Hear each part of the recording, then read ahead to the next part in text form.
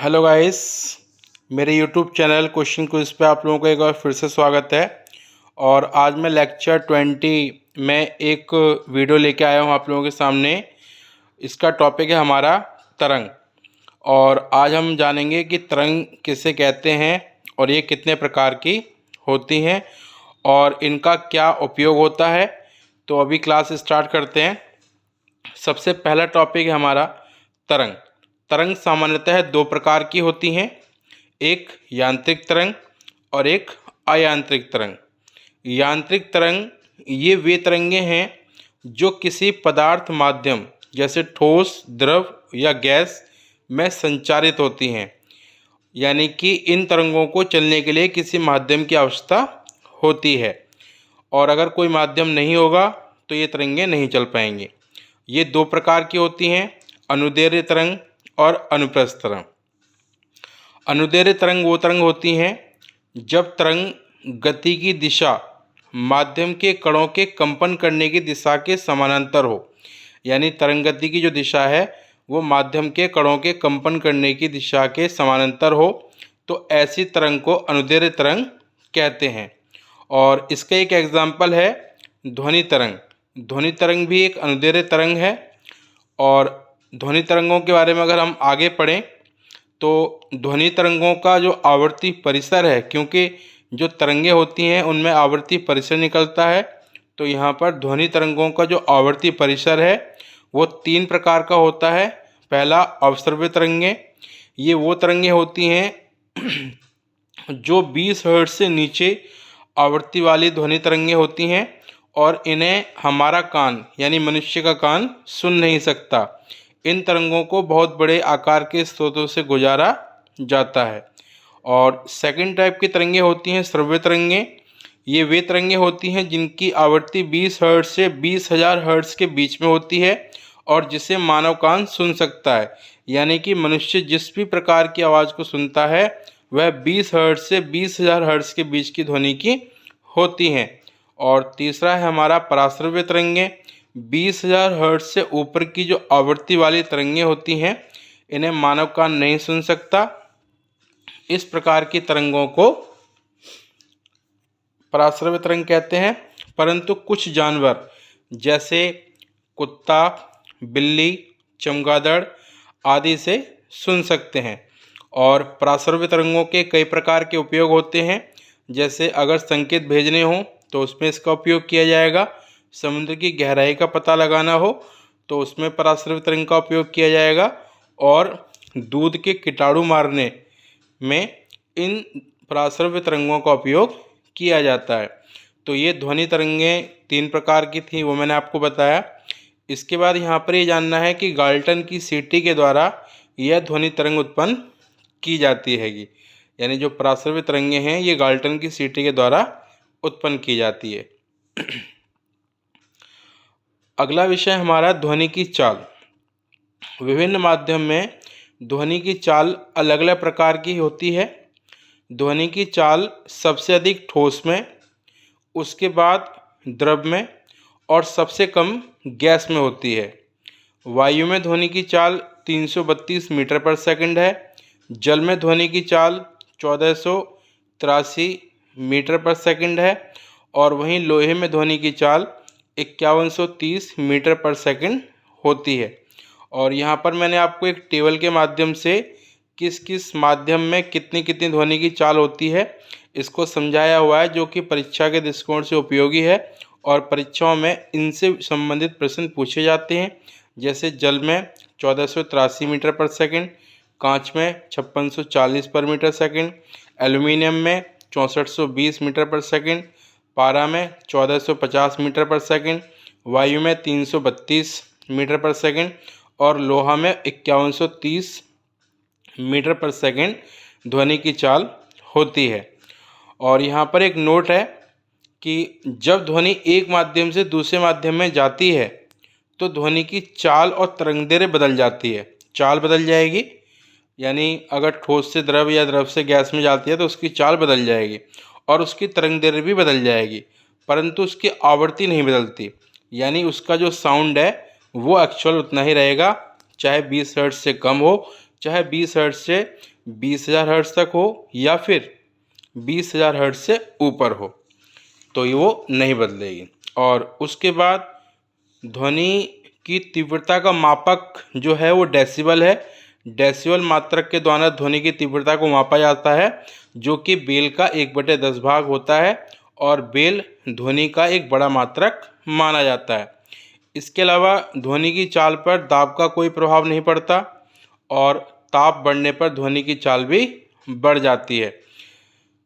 इसके अलावा ध्वनि के अगर हम लक्षणों की बात करें तो ध्वनि के 3 लक्षण होते हैं।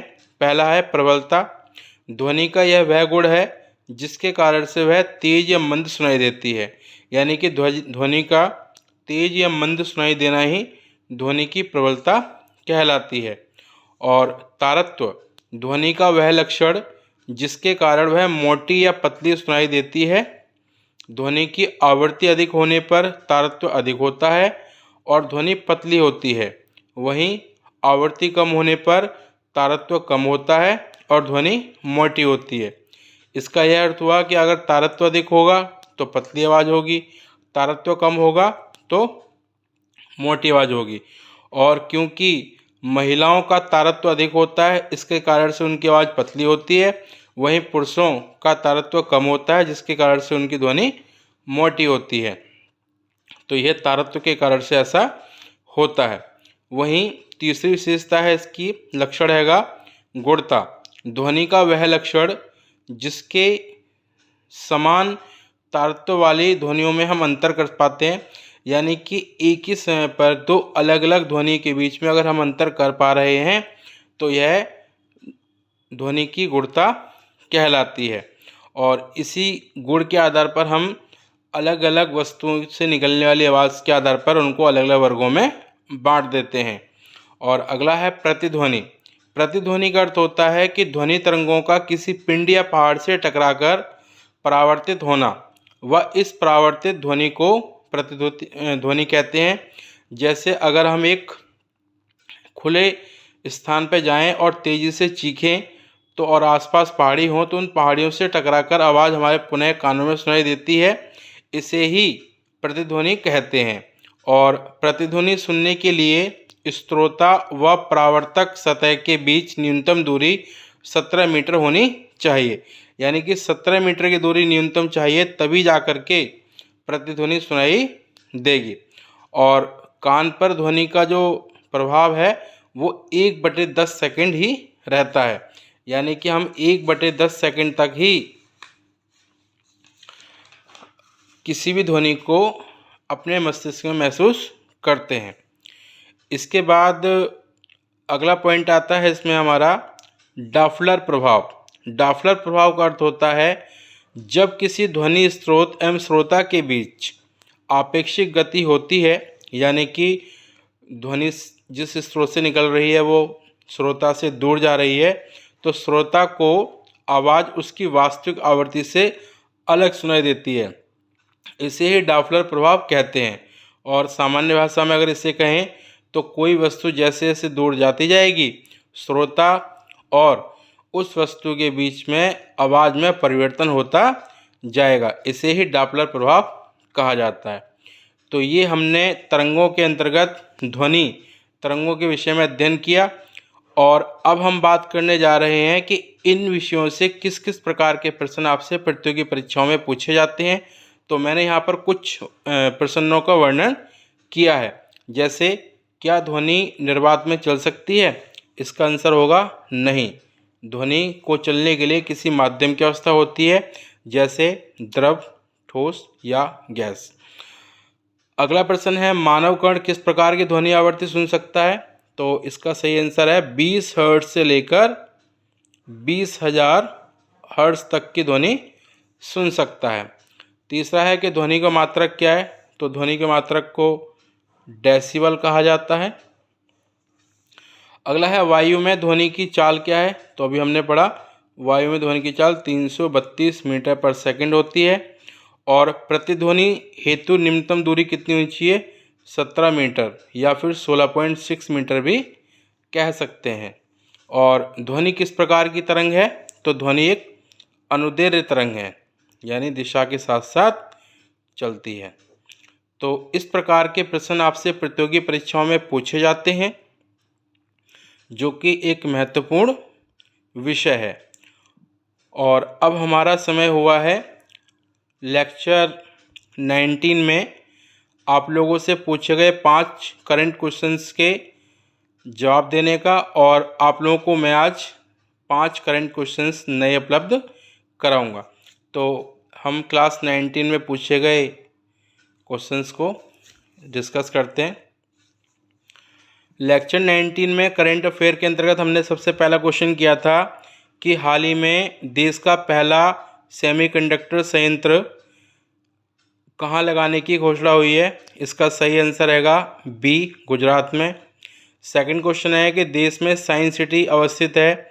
इसका सही आंसर है ऑप्शन सी। ऑप्शन सी इसका सही आंसर है, अहमदाबाद। और क्वेश्चन थर्ड है हमारा, हाल ही में विश्व की पहली हाइड्रोजन ट्रेन किस देश में चलाई गई। तो इसका सही आंसर रहेगा डी, जर्मनी में। और क्वेश्चन फोर है हमारा कि यूनेस्को की अमूर्त सांस्कृतिक विरासत सूची में हाल ही में किसे शामिल किया गया। तो इसका सही आंसर है ऑप्शन सी, गरबा नृत्य को हाल ही में शामिल किया गया है। और क्वेश्चन फाइव था हमारा कि हाल ही में किस अफ्रीकी देश से चीतों को लाया गया। तो इसका सही ऑप्शन रहेगा बी, नामीबिया। तो ये हमारे लेक्चर 19 में पूछे गए 5 करंट अफेयर के क्वेश्चंस थे, जिसके आंसर्स मैंने आपको प्रोवाइड कराए।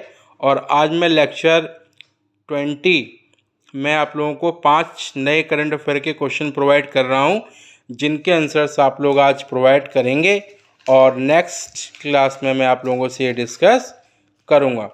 तो वो क्वेश्चंस आप लोगों के सामने हैं। ये लेक्चर 20 में क्वेश्चन क्विज के तहत करंट अफेयर के 5 क्वेश्चन। सबसे पहला क्वेश्चन है कि देश की पहली व्यावसायिक वेधशाला किस राज्य में खुली।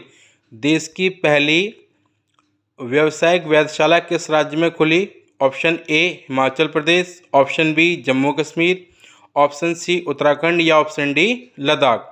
क्वेश्चन सेकंड है हमारा कि हाल ही में केंद्रीय स्वास्थ्य मंत्रालय ने आवश्यक दवाओं की नई सूची जारी की। इसमें कुल कितनी दवाएं शामिल हैं। Option A 240, option B 384, option C 442 या ऑप्शन डी 320।